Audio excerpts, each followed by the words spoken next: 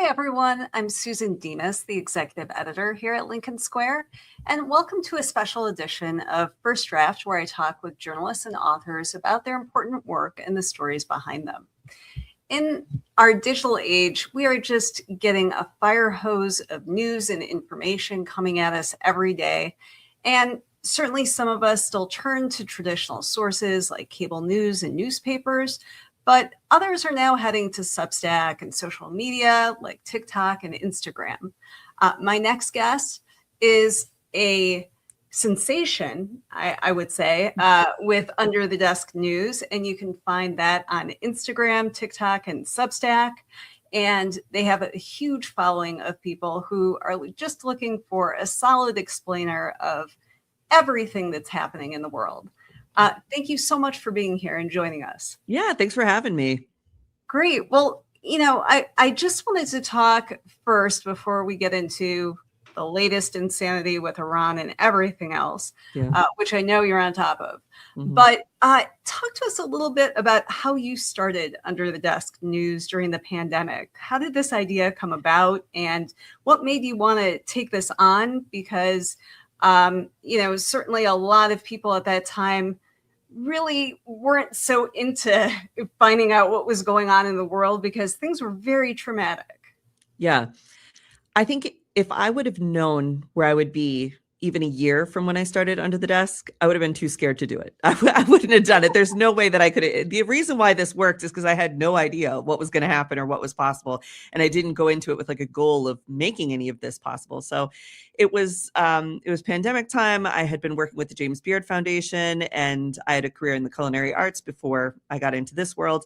And I was doing these TikToks like every day, basically telling people how to apply for PPP loans and taking calls with the Veterans Whole Health Department where we were trying to figure out how to feed unhoused veterans and just like all this food systems stuff. And I was making little TikToks about it because there wasn't anything else to do really. And then January 6th came, I got under my desk. I explained the 25th Amendment to Mike Pence. It went super viral. My friend was like, yo, you better get back under the desk and tell us what's happening now. And then I just started doing it every day. And then I started talking about civics and I started talking about voting. And then that led into doing Joe Biden's first 100 days. And I did a recap every day. And then somebody actually sent me, they had a pottery studio, and I still wasn't thinking this was a thing. I just thought I was making funny TikToks. And they had a pottery studio, and they made me this beautiful mug that said Under the Desk News on one side and had my glasses on the other side. And I was like, oh my gosh, I'm a brand. I'm Under the Desk News. So I didn't even come up with the name, but I was physically under my desk doing this. Because again, TikTok, you had to have a shtick back then. You had to be a little goofy.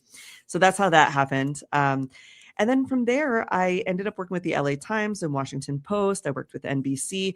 And I really, in my contracts, I would build in things like I need mentorship, I need guidance, I need to understand the craft of journalism, because I was no longer just a TikToker.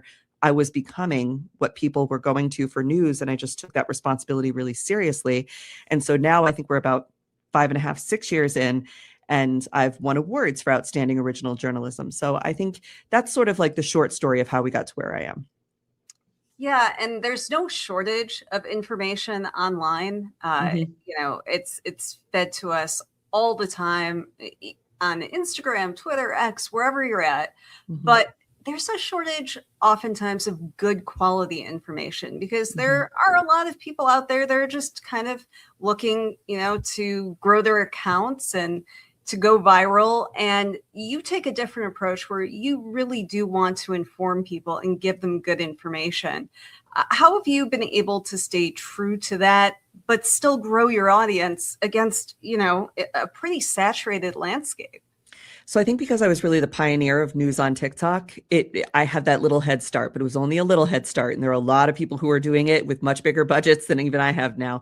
And where I got my idea of how to grow my audience wasn't in the numbers. And I think this comes from coming from the restaurant industry.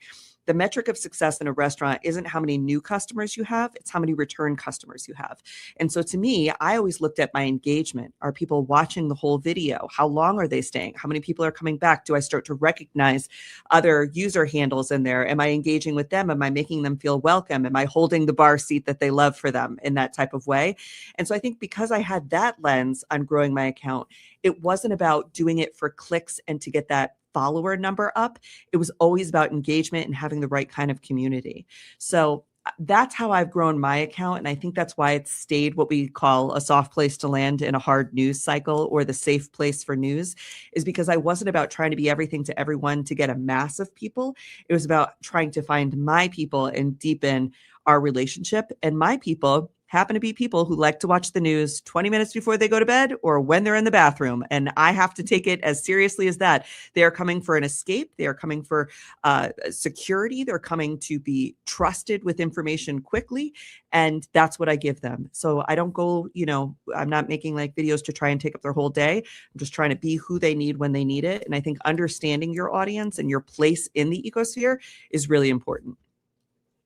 I know that I've been in traditional media for most of my career, for decades, and I can't tell you how many meetings I have sat in where people are like, how do we get young people to care about the news? Nobody reads the newspaper, and you've been able to crack that code, because it does seem like younger people, I mean, certainly my kids are Gen Z and they want to know what's going on in the world, but they don't respond to what's on CNN, and they may not be, reading the Washington Post even online. So how do you get through to them and engage people in a way that seems to be a mystery for so much of the news industry?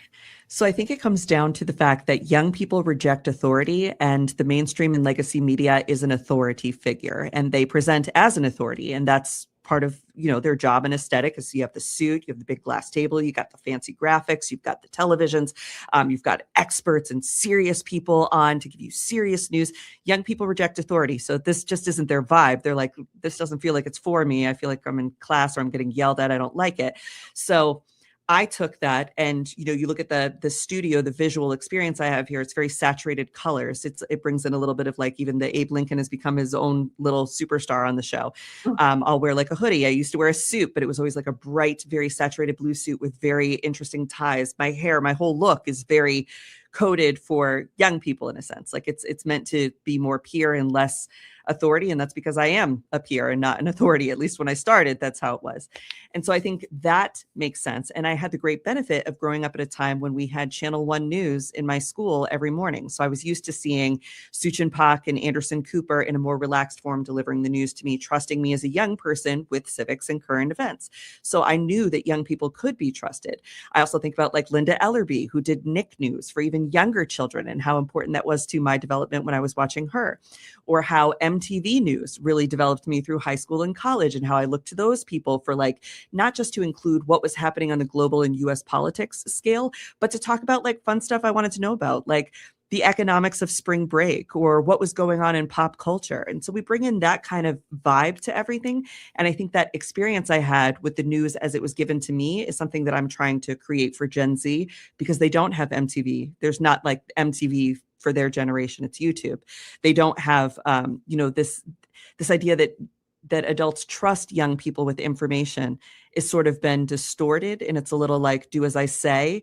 And young people throughout human history reject authority. So I always come at it almost from a gossip lens, where I might be saying the same thing that NBC or CNN or the Washington Post is saying, but I'm saying it in a way that feels more conversational and makes people feel included. And I think that's the secret to reaching young people. Interesting. And you also wear the hat of being an activist as well. And that's a break from how traditional news has operated. And there's a growing tension. There has been, probably dating back to like blogs in the early 2000s, where a lot of people came more from the activist, the citizen journalist sphere. But we have a growing independent journalism movement here on TikTok, YouTube, social media. And I think in the time of Trump, there are some people who do come from legacy media that are starting to rethink that a little bit, because so much is at stake. Basic civil rights, our democracy. And so I'm really curious to hear from you about what your thoughts are on all of this and your approach. In the last 10 years, certainly, since Trump, for this generation, the idea that a fairness doctrine or telling the story from both sides is just not accurate when one side works from a place of alternate facts and a theocratic kind of fascist agenda, in my opinion. And when they see things like the Supreme Court overturning Roe v. Wade, going after trans kids, going after LGBTQ community, going after, questioning the 14th Amendment, questioning the 19th Amendment, questioning all these different things. So to say, today we're going to talk about if the 14th Amendment should be rewritten to restructure what birthright citizenship is. And on the other hand, why the 14th Amendment should be rewritten. People just don't like that. There are there's a social contract that we have as Americans that I think people are still very subscribed to. And it requires us to be activists in some reason, to defend that. So when there is such a massive attack on the press and the conglomeration of media outlets being owned by billionaires who are very much, have their own capitalist agenda, they are diminishing the trust that the Fourth Estate has, which is why I think when people say, I don't trust trad media, I don't think they mean like the actual reporters and photojournalists. They like that stuff. They don't like Jeff Bezos or they think like he shouldn't control so much of the world or whatever. And so they're turning to these folks like me and citizen journalists because we now have the power of the cell phone. I can see Darnella Frazier and the Black Lives Matter and the taping of George Floyd's murder, I think was really the first time that young people and all people really were like, wow, the police said one thing, the news said another, and I watched it happen. So I can be the judge of what's right and wrong and what's fact and what's not fact. And so I think as we get more into that, that's where we see people more interested in the citizen journalist thing. But I don't think it's that they're totally rejecting traditional media. And I think there is a place for people who are, just here to do the facts and nothing else. But on the other hand, sometimes you have to do what's right. So I get where people struggle with this. I don't struggle with it because I've built it into the brand. I mean, I'm a gay woman. I'm going to have strong feelings about protecting gay marriage. I'm going to have strong feelings about the 19th Amendment. And for me to try and hide that or both sides it, I think it just comes off as disingenuous to the audience. And that's why they like to see this activism. They want to see me at a No Kings rally, not because they're woke leftists, but because I'm a part of the Fourth Estate, and the Fourth Estate's job is to hold truth and power accountable. And nothing says that like no kings, So I don't know. It's a tricky world, though. I see where we're all struggling to navigate it. Yeah. And I mean, none of us were really prepared to be where we're at today. No. So there's not a manual. And, they did not teach this in J school, even if you went there. So. Right. Well, and I will say the J schools are starting to come around a little bit here. I think that there was this idea, at least even 5-6 years ago when I was talking at schools, and they were like, well, we don't teach people to have their opinions be so public. They're supposed to be the storyteller, not a part of the story. And I'm like, but if the authority of being able to be the storyteller means you're a part of the story or you're transparent about your place in the story, journalists aren't robots, that's going to become more and more important. And I have seen in the last 2 years that I've been at schools where they're starting to recognize that there needs to be humanity in the humanity arts. And so, they're letting people be a little bit more of that. Yeah. And let's face it, sometimes reporters become the story against their will when politicians like Donald Trump call them out by name, and then they get swarmed on social media. And there are a lot of journalists who have lost their jobs because of those, hate campaigns online. And so it's a totally different world. And if you're not prepared for it, sometimes you can get swept up in it. I want to say one thing about that I think is a good example, and this is what's going on in Minneapolis lately. There's a reporter, Janice Shortle, who I have so much respect for. They're a local reporter in Minneapolis. They're an incredible reporter, really like the Rachel Maddow of the Midwest, like a phenomenal, the way they think is very that way. And they had been covering the protests against ICE, and they had been doing it from a very traditional, very studious, like stoic place. And then they went down to cover it, and they were wearing their, KGLA press badge, which is considered, a real press badge, not a fake made up TikTok press badge or whatever people want to criticize. And they were there with their film crew, and they were standing where they were supposed to. You don't get a more disciplined reporter traditionally than this. And what happened to them? They got pepper sprayed. They got knocked to the ground. They got kicked out of the area. They became a part of the story, even when they were doing everything in cooperation with the way that it's, quote, supposed to be. And they became a part of the story. And I've seen it change their reporting, where it's like, well, if they're not respecting what the rules of engagement are supposed to be, then we can't respect the expectation of objectivity. And I think it's just such an interesting thing to see. I agree. And, even though I came from traditional media, I've been a longtime political opinion columnist, Mm-hmm. and so and while running newsrooms, and so I would always get that personal hate for all sorts of things that I would. Yeah. But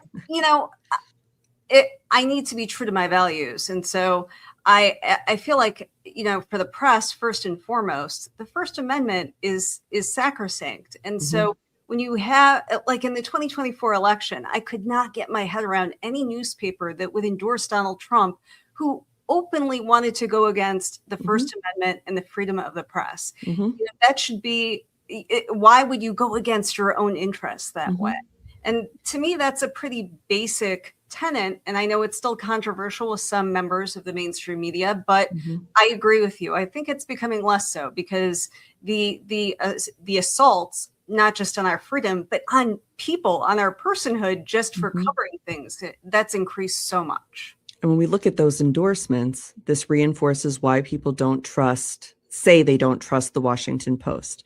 And it's because maybe Jeff Bezos, with doing the sort of non-endorsing of Kamala, sort of light endorsing of Trump, he wasn't necessarily acting from a journalist place, even though he owns the newspaper. He was acting from his primary job, which is as a capitalist and a billionaire. So it made sense to align with the capitalist billionaire for him, and then as a trickle down his businesses.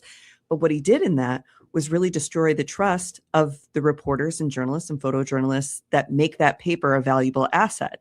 And I think that's where this, again, the conglomeration of news, we're seeing now the Ellison boy try to buy up CNN. He already has CBS, and people just don't like it. And then they don't tune in, so there's a consequence. But to the billionaire, the consequence of having lower viewership doesn't matter as much because they've shut down a check on their power. Absolutely. And let's face it, Jeff Bezos is not making his money with the Washington Post, No. making it with Amazon. So as long as he's protecting that interest, he's fine. It's a very short-sighted, dehumanized version of what it means to be successful in society. And this is why, people say no kings and eat the rich, because it's just not something I've heard really until recently. But, where the wealth gap is greater than it was during the French Revolution in our country right now. And people are really sick of it. When I'm looking at gas prices right now, this morning I was driving into work and it was $4.91 in Rochester. Rochester gas is usually like $2.57, $3. We usually have pretty low gas prices. When you're driving into work and you're seeing that, and then you're hearing that Elon Musk made another $1 billion, it's intolerable. It reaches a point of intolerability. Absolutely. I did want to ask you one last thing before we kind of get into some of the headlines. I know that you were covering the Biden administration. You talked about how you did the first 100 days. Talk to us about the different approach that you've had to take between the Biden years, which are slipping very far into the rearview mirror at this point, versus Trump too. So here's where it's very interesting with me and Biden is I got very close to the president. I had been to the Oval Office 2 separate times, which is, kind of like unheard of for anybody to be doing that. And both times I got to speak to him directly and really share what I thought big thoughts were. When they were trying to ban TikTok during that time, I was a very vocal advocate. I was the greatest unpaid lobbyist for TikTok's ever had. I mean, I don't know. I probably did it wrong. I probably should have got a consultant job or something, but I was just out there really advocating for the small businesses and creators that were making their living on this app. And so in the Biden years, I felt very comfortable participating in all of these sort of civil service programs that are offered under all presidents. But I did a week embedded with the military through the JCOC. I had the opportunity to meet with members of Congress. I, of course, met with the president 2 times. I was doing interviews with Madam Vice President Kamala Harris. I felt very available to be able to do those things. There was an expectation that those were friendly interviews. Now, I know what that means. And I also wasn't in a position where I'm like a hard-hitting gotcha journalist. So it wasn't really that hard for me. I did want to talk about the Inflation Reduction Act. I did want to talk about what was going on with bridges and tunnels. So for me to agree to a friendly interview, I didn't feel like I was damaging any of my ethics because I wanted to know what was going on. What people didn't see is the difficult conversations I would have once I got in the room.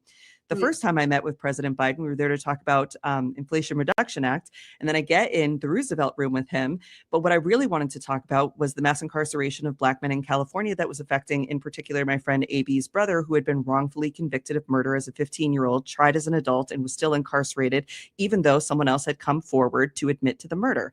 And I brought that up to him, and he was like, are you asking me for clemency for this guy? And I was like, I mean, I don't know what I'm asking for. I just want you to be aware that I have this one example of this story, but you really need to be looking into California's laws on incarceration from the late 90s, early 2000s, because there are a lot of Black men incarcerated that ought not to be. And California, not that I'm not saying I did this alone, but it was in his ear. And then when I would talk to Kamala, I would bring up the same thing. And then California did change their laws, and this guy got out of jail, which was fantastic because he shouldn't have never been in there for the time that he was in there. And that's sort of righting a wrong from the late 90s. So I think when people see a TikTok person go in and meet with a major figure like Biden, they expect that I'm there to like make propaganda for him. And I'm like, no, I did a friendly interview about the Inflation Reduction Act, but then I grilled him about getting this boy out of prison who didn't deserve to be there, and like the structures that were keeping people there, and his responsibility as a person who signed that he signed legislation back then that was like made it really much harder on the Black community when it came to violent offenses. And so he had to sort of reckon with that, and we moved on from it. I wasn't as successful with my advocating for him not destroying TikTok, but then Trump came in and they had a number with Trump, and now Trump gets to decide what happens to TikTok. But right. I mean, yeah. So Biden days were great. Trump days, I get asked, are you going to apply to, get one of the press seats? I'm like, no, because those are guests. You got to read the fine print. To get one of these in the press room seats isn't like Biden when Jen Psaki was doing that. It is to be a guest of the press secretary. That is a different invitation than getting a seat in the room. To do anything with the military, I don't trust Pete Hegseth to keep us safe while we're out doing whatever learning we would be doing. I do think that there's an expectation with the people they're bringing in now that are independent journalists and podcasters to create propaganda, and these are people who are given financial backing and scripts. And I think that that's different than what some of the creators were doing under Biden. On TikTok, I know that lots of people are raising concerns about their content being shadow banned, and posts are being rejected about anything from Iran, certainly anything on China, LGBTQ rights, Epstein. Is that something that you're finding? So I didn't until very recently. There's always been this thing for the last 6 years. People think they're getting shadow banned. And it usually came down to the content wasn't that compelling, or you were just posting too much. And the algorithm thought that you were, creating non-original content because people were posting like 8-10 videos a day. It was messing up their algorithm. There's certain like rules of engagement on TikTok that are constantly changing and always a mystery. So I never thought it was happening before. Since this new acquisition, I've noticed the app is breaking. I don't think that they are so sophisticated that they're pointing out like who's left-leaning, who's talking about China or Iran, who's criticizing the president, and sort of putting a mark on them. I think the app is breaking because the workforce that used to operate TikTok was based in Singapore, and they were based on a 24-hour schedule. Well, now there's like a firewall between the original engineers that knew how to run this program and whatever they're doing with Oracle and the new American team. So there's a learning curve right now for the new TikTok team. There's a little bit of breakage from all of the data having to move, to the American data servers.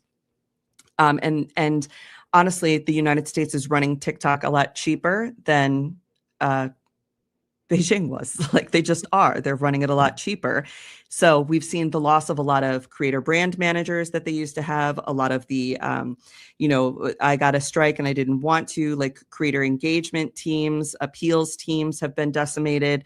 And so I don't think that there's like some shadow campaign to silence the left. I think the app is breaking, and that's part of the problem. I do think, and this has always been an issue, that there is an active campaign for people to identify high-profile creators and try to get their accounts banned. This does actually always happen.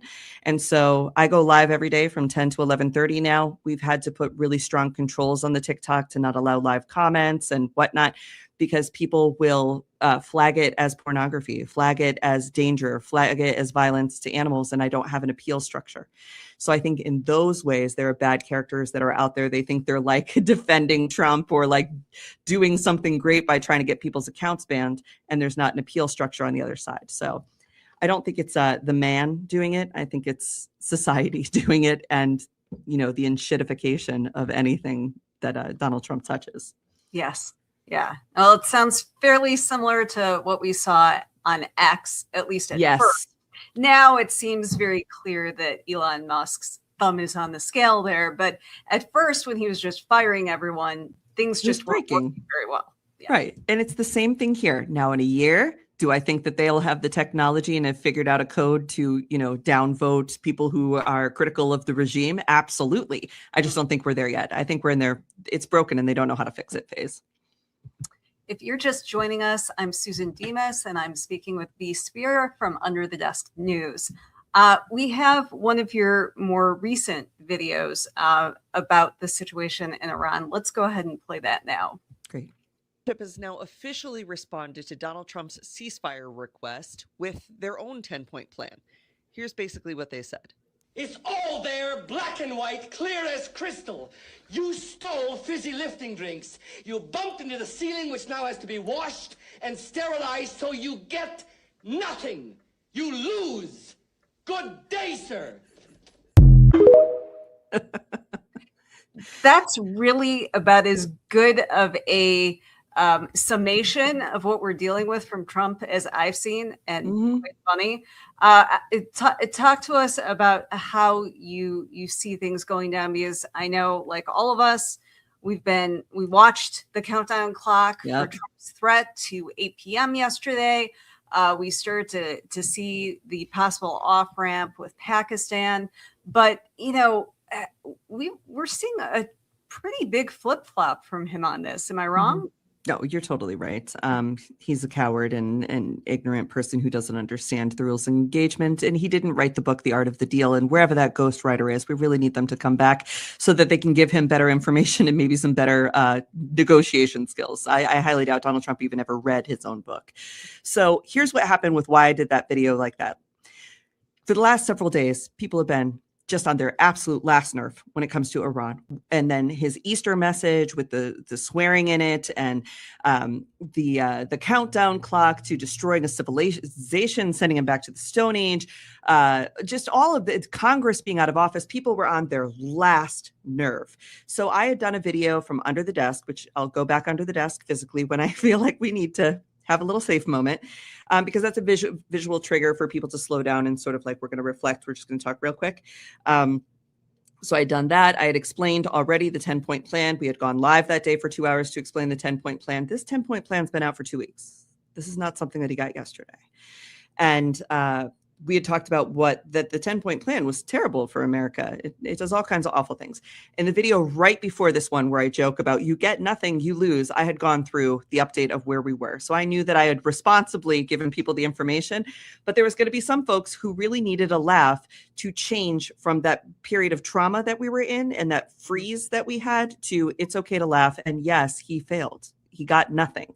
And I know that'll stick in people's heads. And I know, even though he's saying in the clip, you stole fizzy lifting drinks, you tried to steal uranium and oil, you bumped into the ceiling, you bombed so many of my things. Like, you could easily put together what was going on there. And I think using media in that way is a fun way to help people learn. So that's the way that worked out. Now, when it comes to the 10-point plan and Donald Trump, we knew he was going to claim victory, because that's what he does. It's not a victory. We knew that if the military objective was to get the Strait of Hormuz open, well, baby, it was open. And then you started doing all this nonsense, got 15 American service members killed, cost us like $40 billion or something so far, wasted a ton of artillery, got a bunch of helicopters and planes shot out of the sky, wasted a bunch of bombs, showed that we are not as strong as we perceive ourselves to be. It turned a blind eye to Israel doing what they're doing in Lebanon. China and Russia are watching like, go ahead. Spin yourself out like a toddler, and then when you're exhausted, I'll exhaust you further. And then he comes out and says it's a victory. Mhm. It's nonsense. It's not a victory. I don't believe that the ceasefire will hold because I don't think that this is him and Netanyahu are people that have discipline or care about promises. Donald Trump is famous for a few things: bankrupting casinos, not paying people, and not keeping promises. Why would he keep them to Iran? And then you get the Lego Iranian propaganda come out that shows maybe the reason why Donald Trump backed down is while he said he was going to bomb their bridges and infrastructure, Iran very clearly can reach our bases in the Middle East. And they showed, we'll go after Oracle in Dubai. We'll go after the Dubai airport, which is major tourism and money for you. We'll go after, the Prince Al Salman base. We'll go after Kuwait. We'll go after your oil and energy. And we know that they can. So I don't think it was Trump tacoing, like they say. I don't think it was that he chickened out. I think it's that he lost. He lost the negotiation. And that's where we are now. Iran is in a stronger place than ever. Our place on the world stage has diminished significantly, and we still must remove him from office.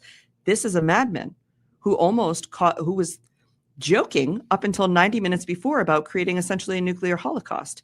Right. There has to be accountability for that. And just because it didn't happen at the last minute, there were many Republicans that even I talked to yesterday who were like, no, I think we're going to have to do something. I think we're going to have to do something. Then when it didn't happen, they were like, well, maybe not. And I'm like, stop being a coward.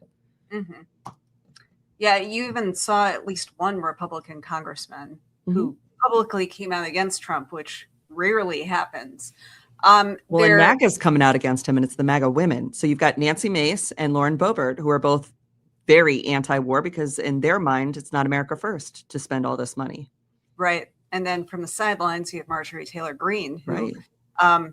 Has not gone quietly into that good night and has kind of emerged as a fierce Trump critic that can't be ignored, even though she's not in office.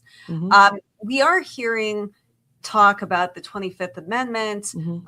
I believe over 50 Democratic members of Congress have do impeachment. Do you think that this will continue to pick up speed, even though clearly Democrats don't have numbers at this point, but come November they could?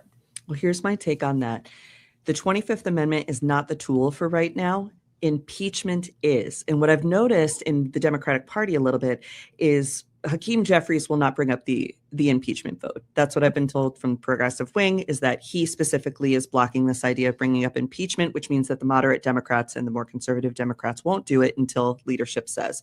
So that's one thing. So the first thing is Hakeem Jeffries needs to recognize that impeachment has to happen and stop being this sort of like, but I'm trying to be a gentleman. I'm trying to be a moderate guy. Be a leader.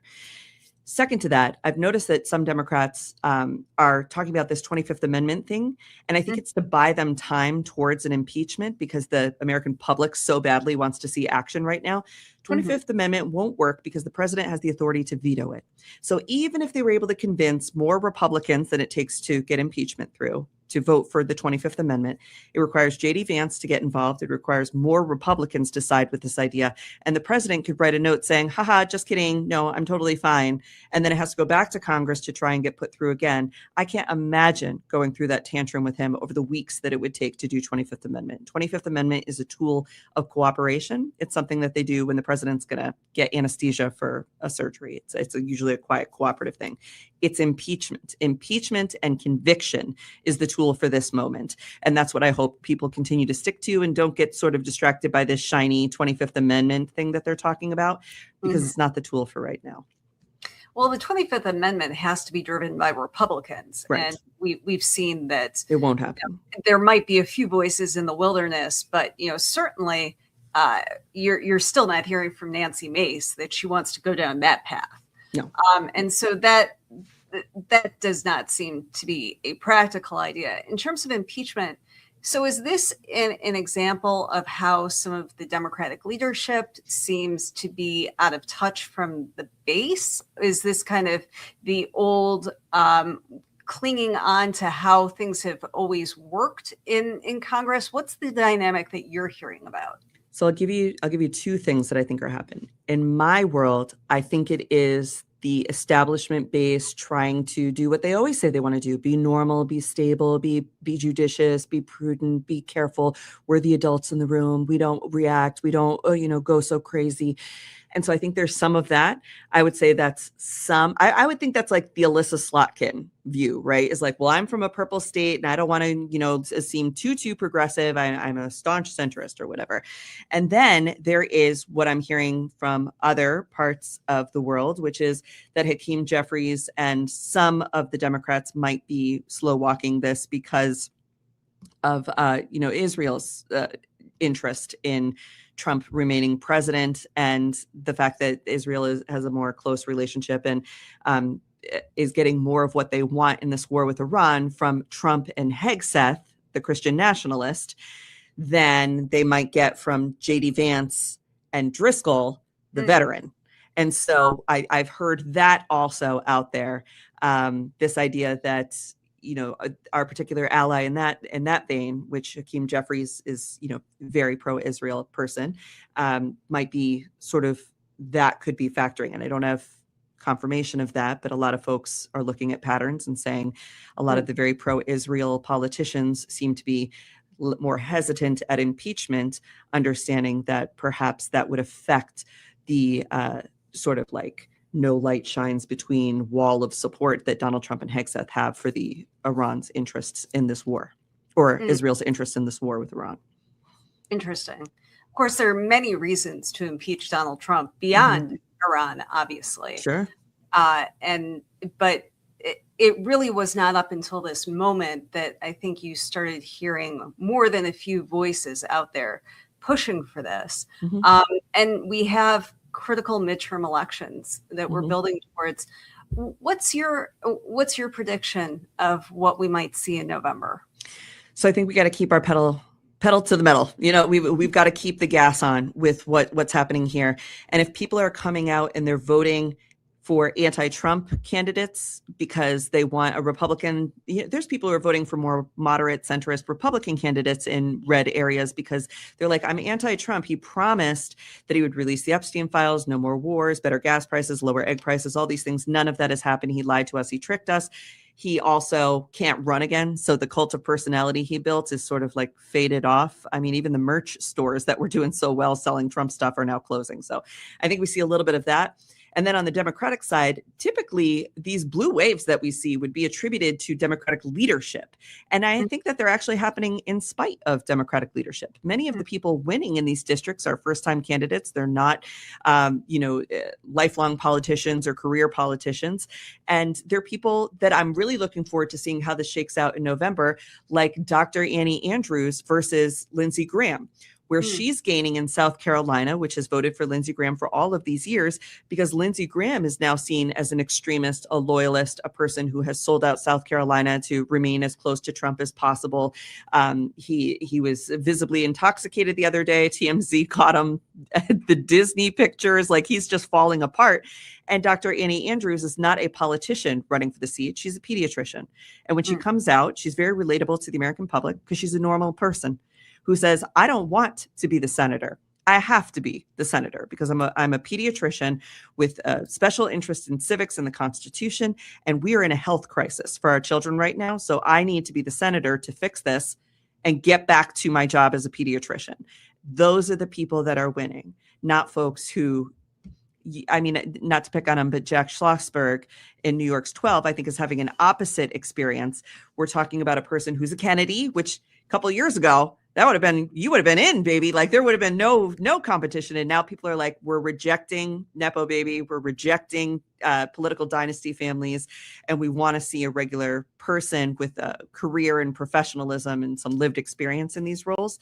So I think the midterms are a really exciting thing to look forward to. And at the same time, know that Donald Trump does not want to be a lame duck president more than he wants anything in the world. And he's going to do everything he can to try and, do voter suppression or voter intimidation, these threats of putting ICE at the polls. We've been telling people, register to be a poll worker. If you think our elections are in trouble, the best thing you can do is register to be a poll worker. That way, when your friends and neighbors come in to vote, they see you. And that's better. And that's a good thing. Plus, you get to hand out stickers. It's a big thrill. It's a big thrill. So I think there's a guy who won in my district. I live in Greece, New York, which is a suburb of Rochester, and his name is Jeff. And he went around door to door, flipped a seat that's been held by Republicans for 120 years to be the Greece city supervisor. And his thing was, hi, I'm Jeff. I'm your neighbor, and I'm going to get the leaves picked up. Because Brighton, the other really nice suburb, gets leaf pickup in the fall. And so he's like, that was it. That was his whole platform was, hi, I'm Jeff. I'm your neighbor. I'm going to get the leaves picked up. And he won by like huge numbers. That's what people are looking for right now. They're not looking for rhetoric. They're not looking for loyalists. They're like, can you get the leaves picked up? Can we get the potholes filled? Can we just have a day where I don't think about you? You know, that would be nice. I think about that because, you know, if you are someone who is in their 20s right now, I mean, pretty much your entire political consciousness has been Trump. And like, that's the baseline. And that really scares me because he should be an outlier. That remains to be seen. He certainly would like to redefine everything and of course never go anywhere. But there used to be a time where we did not have a president who is threatening nuclear annihilation. So tune in at 8:00. And there used to be a time where if you didn't read the news for a couple of days because you're a normal person, you could catch up and, you know, you weren't missing a ton. But I mean, that's a lot. Do you hear that from people who tune into you about just how overwhelming all of this is? People are sick of it. They're sick of it. And I'm going to blame Ted Cruz for some of this and the Tea Party of 2012. You had Mitt Romney, who ran against Obama. He ran a close race. He could have maybe almost won. That was the last time that you had like a normie Republican who could like claim the moral high ground the way that he wanted to. He was heavily influenced by the Tea Party to take on more extreme, more Christian nationalist positions that he didn't subscribe to and that he didn't act on when he was the governor of Massachusetts. Mitt Romney could have won, and the Republicans could have maintained a really strong party.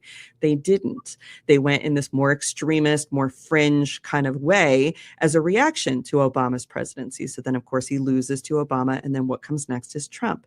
If Romney would have run after Obama, maybe you would have seen less of this like fracturing extremism, like reality TV taking over. And maybe we would have less politicians today that have podcasts and TikTok accounts and go on Flagrant and hang out with Clavicular and like do all this kind of stuff. You know, the idea of a political celebrity was a taboo before Trump. That's something that most politicians did not want to be seen for. Or if they were in the news, it was not good. It was an accountability thing or a shame thing. They had a sex scandal or something fun.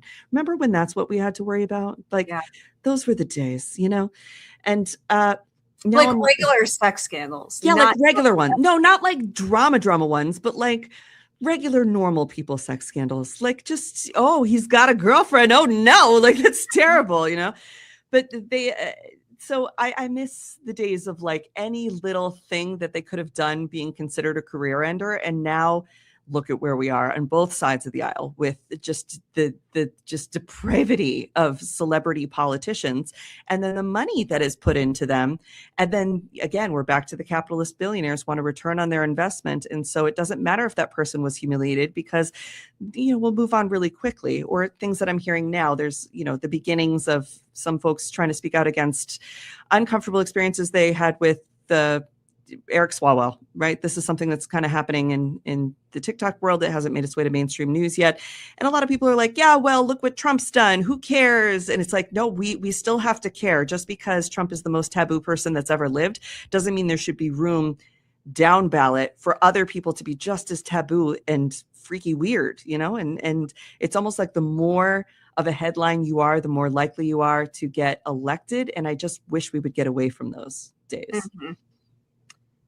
Before we let you go, I did want to ask you about Trump's attacks on the LGBTQ community, because that seems to be a story that is one of those undercovered stories out there. And there has been some focus, especially on the assault on trans rights, which has been extreme, but it's broader than that. And that was something that during his first term, he tried to court the community a little bit, certainly when he was running for election, but he really seems to have gone completely far right on this issue, and it's affecting so many people. So I wanted to ask you about your thoughts and the best ways to fight back.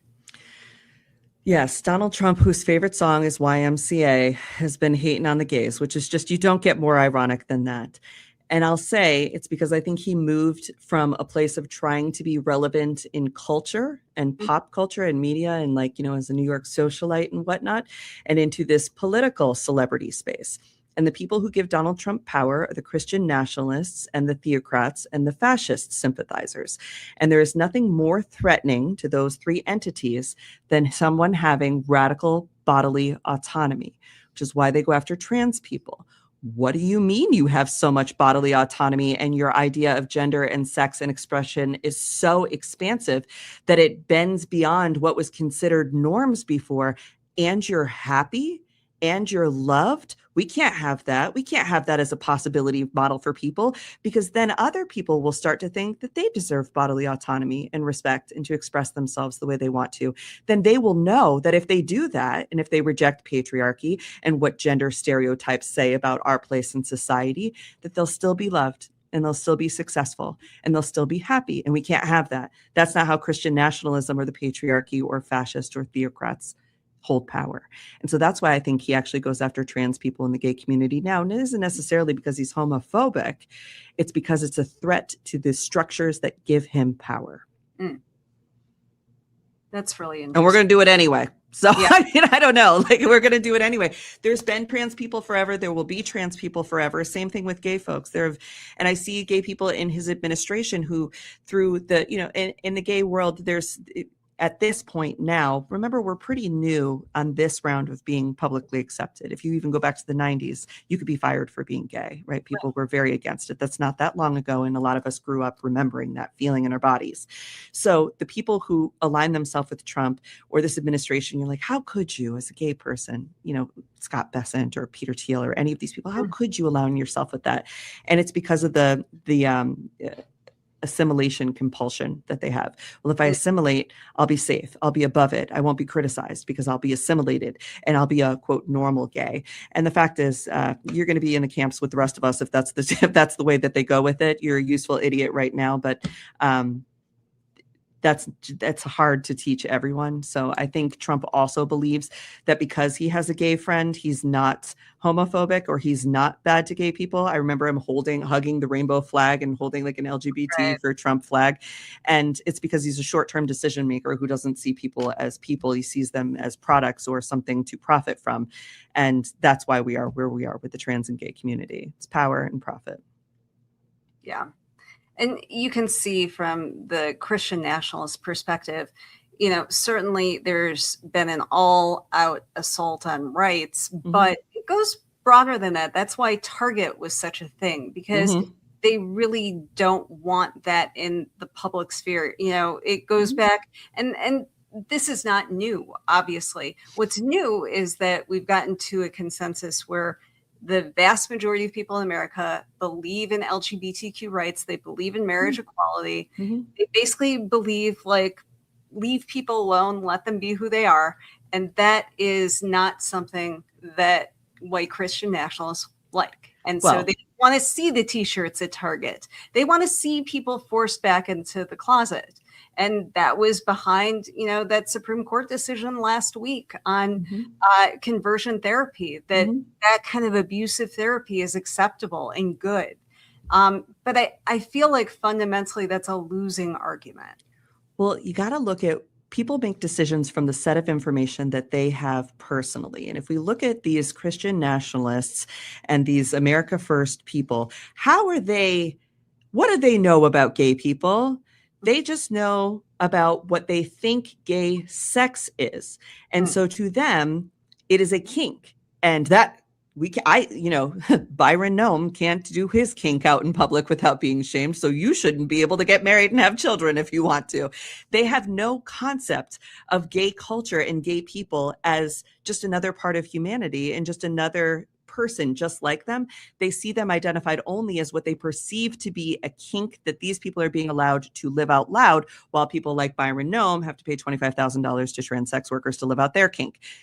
They do not separate the fact that they have a kink and we are people. They see it all as one thing. And so I think that that's one of the things I wish there was more education on. And so when they see conversion therapy, it's because they feel like they have to police their sexual desires. And so everyone else should have to too. And it's like, but being gay is more than just the ways and who you have sex with. It's like your religion or anything else about you. It's not something that is shameful or should be shameful. And I don't think that Byron Noem's kink should be shameful either, but his community told him that it is. And so now he has to punish other people because he can't express himself the way that he wants to, so nobody else should get to.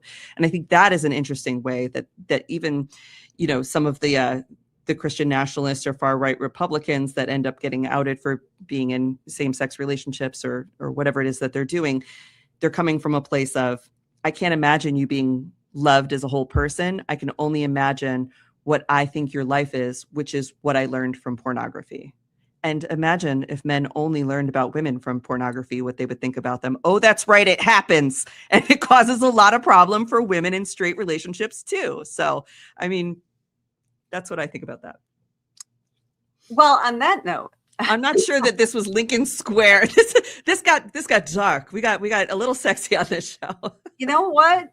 That's fine, and that's the joy of Substack is that we can have these longer conversations. They can get a little weird, and we can swear. So it's great. But V, thank you so much for taking time for us. I really appreciate it. And what is the best way for people to find your work? So you can find me on all social medias and Substack at Under the Desk News. Every single day I go live, and it does air on Substack. It also airs on YouTube. If you want me to see your comments and add your questions to the screen to answer them live, follow me on YouTube. We're live every single day, 10 to 11:30, except on Fridays when we are 3 to 4:30. Each day is a different theme. Mondays is usually a headline recap. Tuesday, we do geopolitical hot gossip. Wednesday is intelligence report, where we talk about the military. On Thursday, it's good news. And on Friday, it's everybody's favorite show of the week, Police Scanner, where we talk about the true crimes being committed by reality TV stars, because we deserve a little break too. Nice. Although there's a bit of an overlap between reality TV and politics these days. Oh, especially now with the Mormon housewives. I mean, it's only a matter of days before one of them runs for senator. Okay, I'm going to have to check back with you because I've been watching that side show and trying not to dive in, but I probably will have to because you're right. Somebody's going to run for office. There's a lot there. Mm-hmm. Yeah. Well, thank you again. Really appreciate it. Thanks so much.